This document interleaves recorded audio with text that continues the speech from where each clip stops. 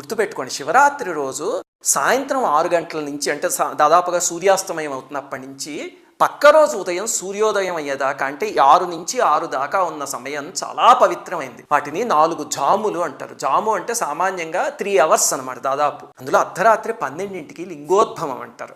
ఆ సమయం పరమ పవిత్రమైనది. అందుకని మీకు కుదిరితే లింగోద్భవం దాకా లేచుండి ఆ సమయానికి అభిషేకం చేయడానికి ప్రయత్నించండి. కొంచెం అభిషేకం చేసిన 5 నిమిషాలు చేసినా సరే అపారమైన ఫలితం. అలాగే ఎన్నిసార్లు చేయాలండి అభిషేకము అంటే సామాన్యంగా ఏకాదశ రుద్రులు అంటారు పరమేశ్వరుడు యొక్క 11 స్వరూపాలు. అందుకని 11 సార్లు అభిషేకం చేస్తారు. ప్రతి జాము మొదలయ్యేటప్పుడు చేయడం మొదలు పెడితే అంటే 6 గంటలకు కొన్నిసార్లు, 9ంటికి కొన్నిసార్లు, 12 గంటలకు కొన్నిసార్లు అలాగా మీకు ఒక 11 సార్లు చేసేయడం పెద్ద కష్టమేం కాదు. 11 సార్లు చేయడం కుదరలేదు అనుకోండి, 5 సార్లు చేయండి. పరమేశ్వరుడు పంచముఖుడు కదా. అది కుదరకపోతే 3 సార్లు లేకపోతే భక్తితో ఒక్కసారి చేసినా చాలు. ఇక్కడి నుంచి చేయగలిగితే తప్పకుండా పలుకుతుంది.